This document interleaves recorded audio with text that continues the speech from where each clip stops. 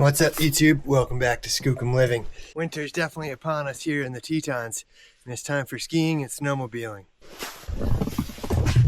I want to be able to take my skis with me on the snowmobile, but I don't want to spend $500 or whatever it costs to get a ski rack for this. So that's today's task, is building a ski rack to try and mount in these little LinQ systems for the Skidoos.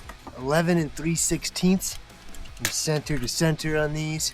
And we want the front to be at 3 inches and the back to be at 3.5 inches. So let's go see what kind of aluminum we got to work with, and we'll see what we can make. All right, so we got 2 pairs of skis. They're very similar to each other. This one's mine. We got one for the wife as well. They both want to be able to, I want to have one on either side of the rack. I think this is going to be my material that I use. Now we got to do some measurements. We know that the piece itself wants to be about 11 3/16 from center to center, so we're going to bump that out to say 14 inches. 14. We could probably even make it 16 inches. Yeah, we'll go to 16 inches just to make sure that it has good support. And 1 1/8 inches is how big these skis are, so it needs to be bigger than that. Okay. What else do we got? We have bigger pieces? Let's look.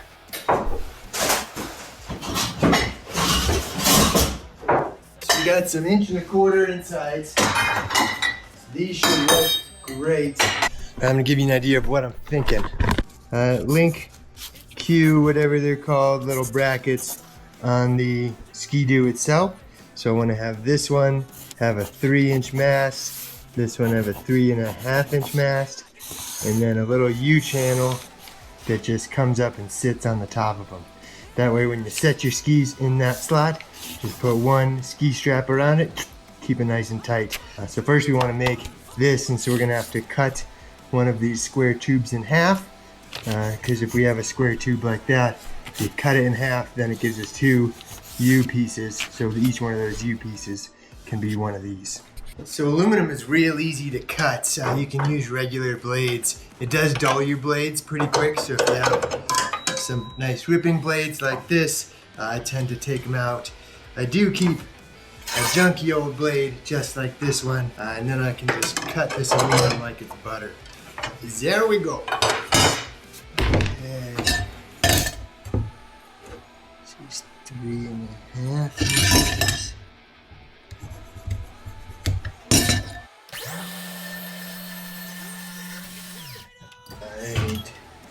So this is 1.5 inches. Okay, the way we're going to make sure we get this perfect is this piece of 2x is the exact width as this. So we're going to check my cut, make sure that it lines up with both sides.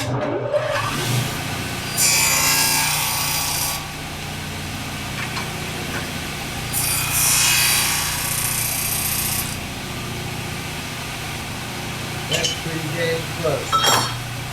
So we're going to go down a little bit.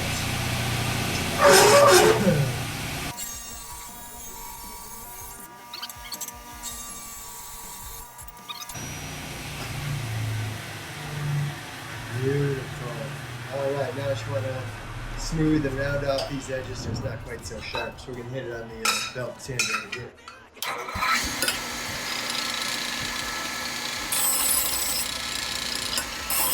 Alright, no longer sharp. So this is gonna sit up on these. Boop. Skis sit in them. Strap, here we are. So I need 2 3-inch pieces because these are both 3.5 inches.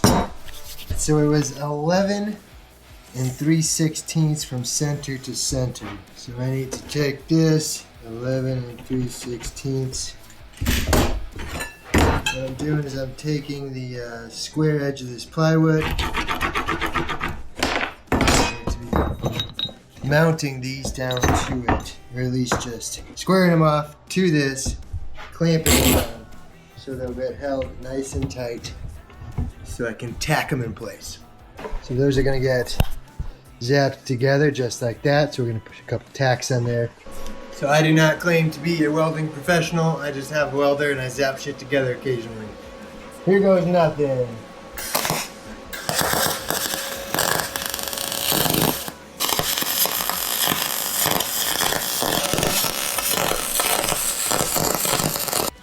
Alright, so this is it first mounted up. This is just a little preliminary check.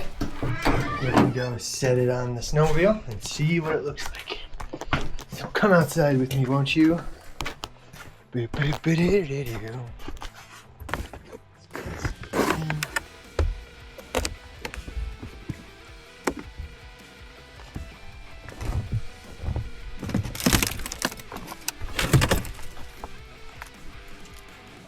Now we just got to make another one. I think what I'm going to do is put some bars across to hold it together to make it one piece.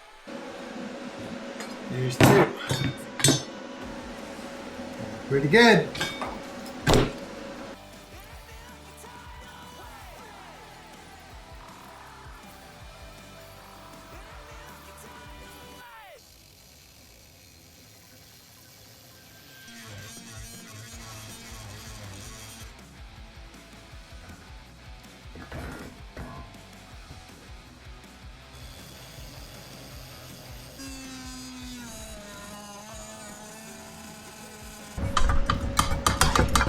Had to do a little remake. So when this was strapped to the ski would be sitting in there and you put the strap on it and it wiggled a lot like that.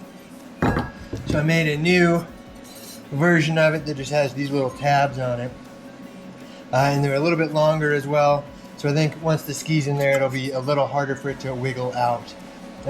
Still have the same strap technology.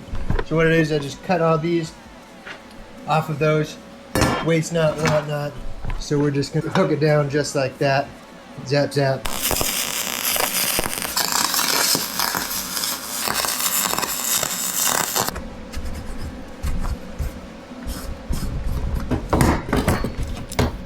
Not perfect, but pretty dang strong. That's all that really matters. Okay. Let's do it again.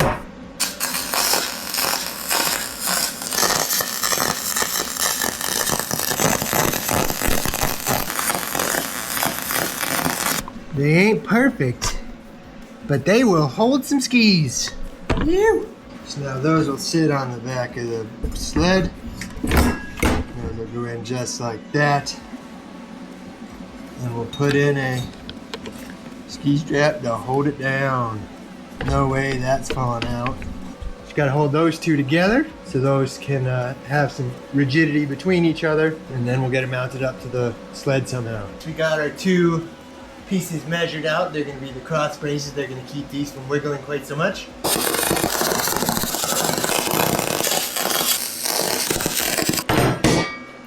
Whoa. Alright, so it's hard to get the pencil in there, but I think that's the general shape. So I'm going to cut it out here on the bandsaw.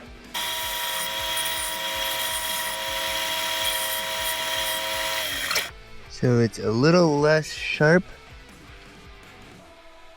A little shorter. Let's try it on a piece of paper first. See if we can match the paper. It's hard to make it perfect. Let's try this.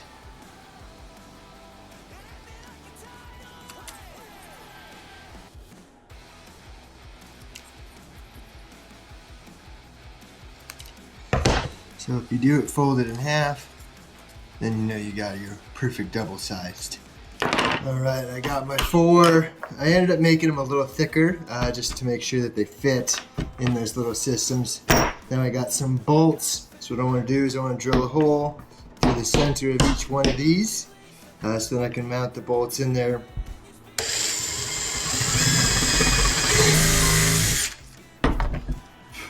There we go.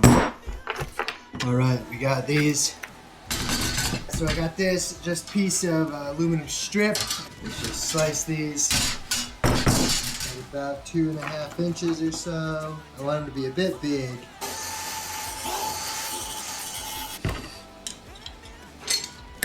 Okay, so instead of measuring out each one, I'm just gonna measure one. Gotta love a sharp drill bit. So now the way this is going to work is I'm going to take one of these bolts, put it in like that. Now I'm going to put a globule all around that, so that'll keep that bolt from moving. Then this will go in here like this. Boop. These are all set in each one of the little LinQ sections. I'll take my frame, set it over top, and then I'll scribe out where each outside goes. So then I know I can come back in and slice them, tack them, and then that should just put these right back in their exact spots. I also need to chop these off, so I'm going to go ahead and chop those first.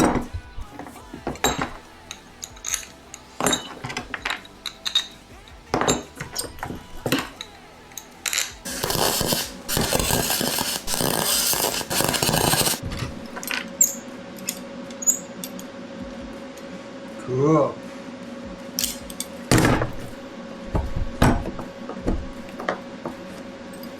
Let's see if this works the way I think it'll work. So each one of these is made, should fit in these little slots. Nice and snug. Hell yeah, hell yeah. There we go. Just like that. So I got those in place. Now we bring our rack over. How does that fit? Looks like it fits great. There we go. I think that's money right there. Alright, so now I just mark these out. Put an arrow to the back.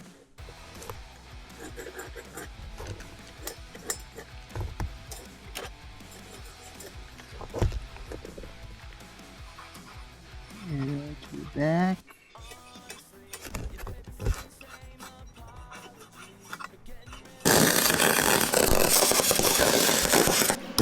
Check to see if it fits. Like a glove. Time to just zap it all.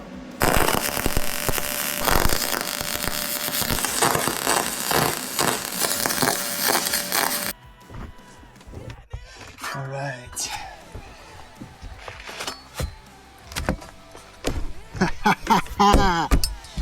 Oh, it's perfect. It's perfect. Now all that's left is mounting. It's not going to be quite as removable as I was hoping it was going to be. I ended up just putting these tabs in. The tunnel is really close tolerances to where the bolts go. So I just mounted the Q system, LinQ system on here. And now I'm just going to reattach with all the bolts and everything that came with it. The front one is the hardest one for sure.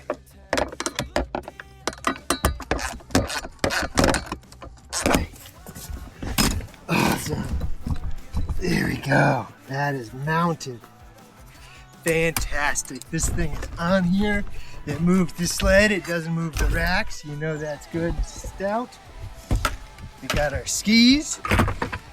Throw a pair in. Go like this. Shoop. Just locked in like that. And locked in here like this.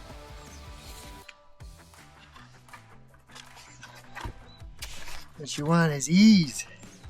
Don't get no easier than that. We got both pairs of stakes mounted in there. They're definitely held in there plenty good. Still got plenty of space to ride the sled without those getting in your way. Could throw a pack on there if you wanted to. A little cooler, anything. Woo! Way cool.